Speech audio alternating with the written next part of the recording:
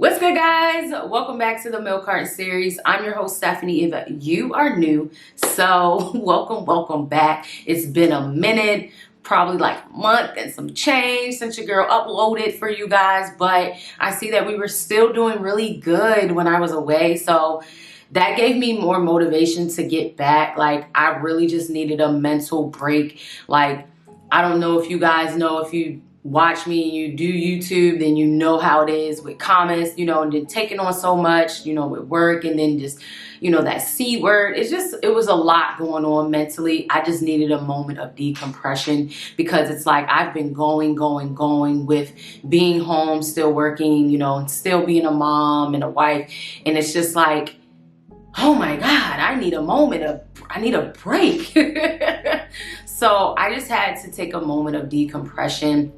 I feel so much better taking this break. Hope you guys didn't miss me as much, but I'm so thankful for anyone that checked out our content in this time. I'm ready to come back stronger and do what we need to do because I'm just excited. I want to take the Milk Carton series to the next level. You guys know I always speak so highly of this. Like, I really want to get behind the camera so I can film real stories, create documentaries, all that stuff. So I got to stop being in my own way, letting fear and anxiety kick in, or having imposter syndrome. If you guys don't know what that is, it's basically like, you not feeling like you're adequate enough to step in the role that you are destined to be in.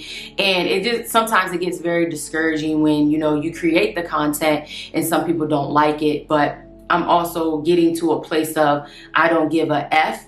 And I think you have to get there when you are a content creator because not everybody will like what you put out. And secondly, I do apologize if like the audio sounds a little off. I will have like a dinging in the background. You may not hear it. I'm hoping you don't hear it. I'm still waiting for my new mic to come through. I tried to use these headphones, y'all, but yeah, you couldn't even hear the audio, so I'm just taking it back old school where it's just me and the camera.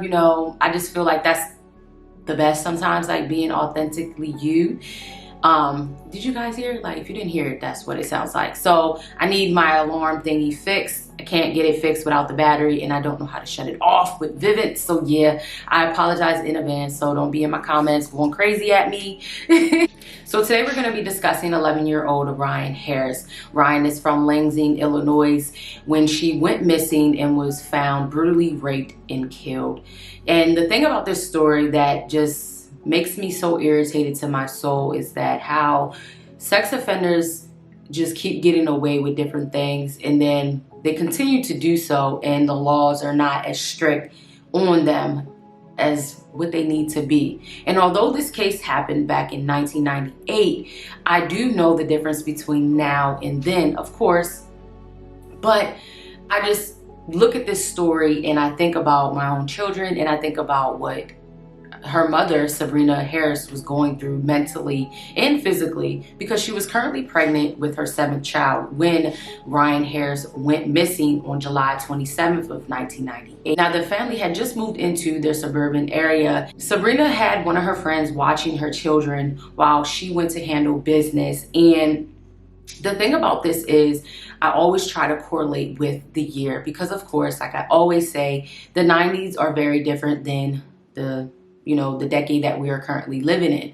And so Ryan, she went in the neighborhood on a bike ride. You're in a new neighborhood and you're excited to, look around. 11 years old. I can only imagine going back to me being 11 of what that was like. The friend ended up calling Sabrina and let her know that they hadn't seen Ryan since 3 p.m. and it was going on roughly about 6 p.m.-ish now. And, when I seen that, I can only imagine what that was like as a pregnant woman, and you're not, you're trying to get things situated and your child goes missing in a new neighborhood. So when they couldn't find Ryan, Sabrina, she calls the Cook County's, Sheriff Department. And this is when they begin to do a massive search for Ryan. And then one thing I do love about this is, so many people, family, friends, even gang rivals came together to find Ryan. On July 28th, Ryan's body would be found by volunteers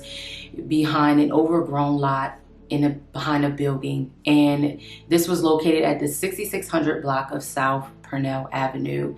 And it had been stated that Ryan was completely naked from the waist down. Her shirt was kind of like up, and she had weeds in her nostrils. And there was a brick located next to her head where it had blood on it. So it had been stated that Ryan was, you know, her skull was crushed. And it did come out that Ryan was also raped and of course killed.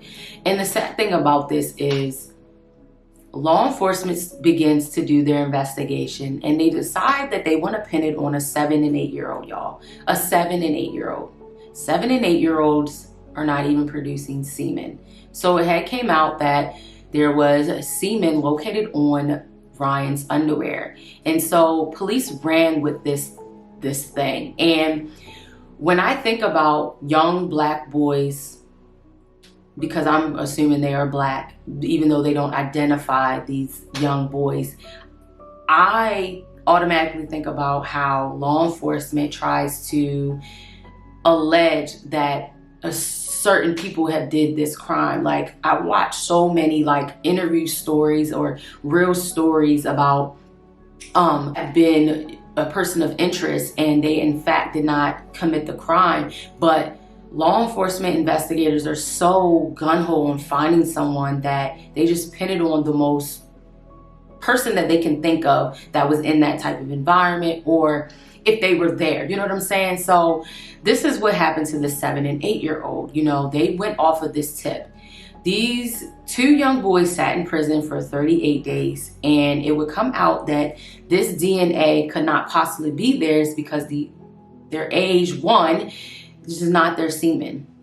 And it would take probably like a whole year for them to actually find out whose DNA this in fact was. Now, you're probably wondering, well, what happened to these two young boys?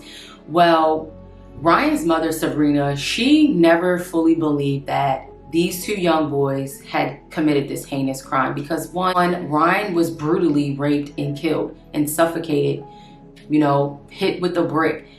I do not see a 7 and 8 year old doing this crime. I'm not saying that it is not possible, but I'm just not thinking that. I mean, like I said, I'm not putting anything past a soul because you never know, especially now in 2021, you just never know. But back in 1998, I'm just like, I'm really not feeling that theory.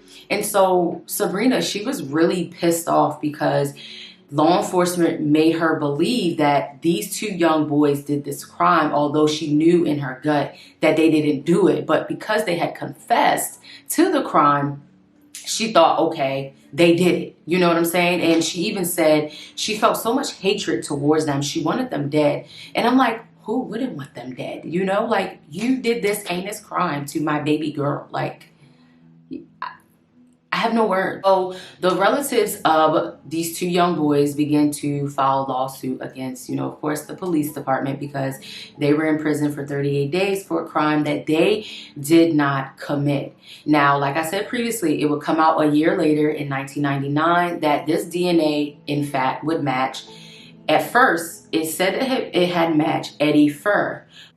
One thing, y'all, I had to jump in here. I kept calling this man Furr. His last name is Durr, D-U-R-R.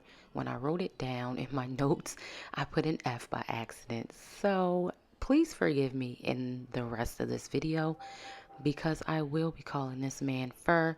But nonetheless, he's evil, and you'll see as the story continues. Sorry, guys. But Eddie was actually in prison for other crimes that he committed, sexually assaulting other young girls, that it would turn out to be his brother Floyd Furr, who was 29 years old at the time. And these two have like a string of violent crimes, of raping young girls. And of course, their lawyers are putting it out there that they have low IQs.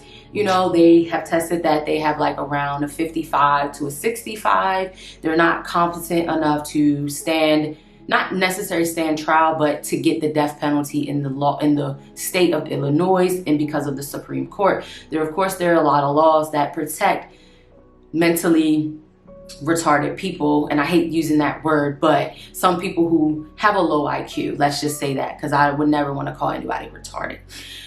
So basically people who have a low IQ, you know, they don't have the mental capacity to think about what they are doing. But Floyd, he went on like this rampage mode of, he was already, and the thing about it is, he was already sitting in prison for the crimes that he committed. He was already sentenced for these crimes. You know, he had raped a 10-year-old, an 11-year-old, and a 15-year-old. And all of these little girls were basically entering his path, either going to the store or they were on a porch. And one of the little girls ended up living, and she basically tells him that it was both Eddie and Floyd, two brothers. Like, they were both on this rampage, because Eddie, he even had crimes going back to like 1981, from raping and, you know, being a sex offender, basically, you know, because both of these men were sitting in prison. It's like, I just don't understand how. I can understand, because they probably gotten away with one or two of the crimes, and so because they got away with the first two crimes, they went down on a spiral effect of doing a third one, and then they finally get caught, but they already did a fourth one. You know what I'm saying? So, and who knows how many other victims it has been out there. So nonetheless, Floyd, he was brought in because, again, he was already in prison, and he tells that he didn't know Ryan.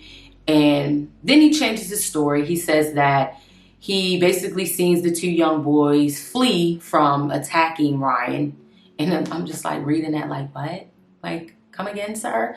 So he says that he was so infatuated with her naked body that that's how he, you know, ejaculated, or whatever the case is. And I'm just like, you really think that somebody's gonna believe that bullshit? Like, seriously?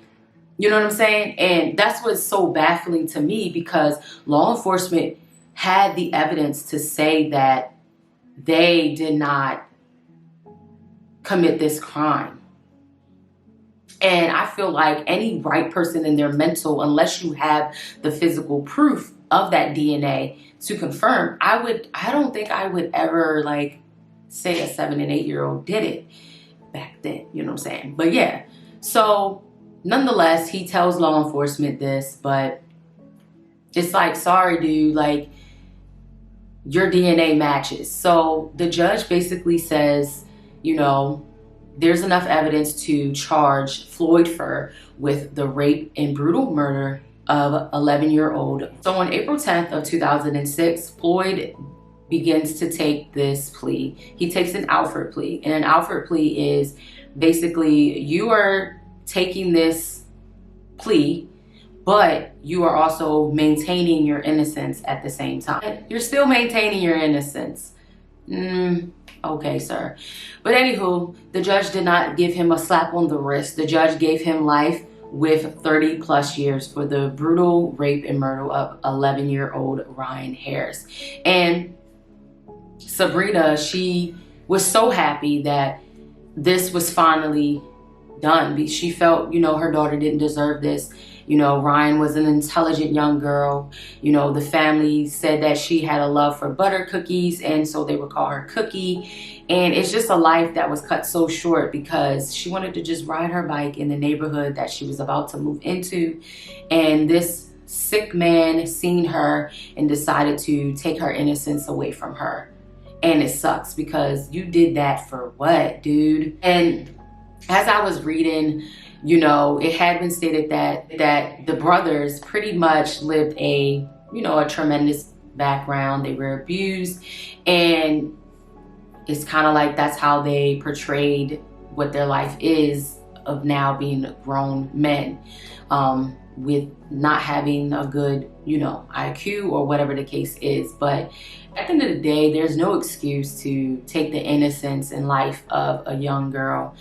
And the crazy thing about it is the 11-year-old girl that they were both convicted on, you know, she basically was pleading for her life. And I can't even imagine how Ryan felt, or all the other victims, you know, felt, because these men wanted to be sick, like just truly sick.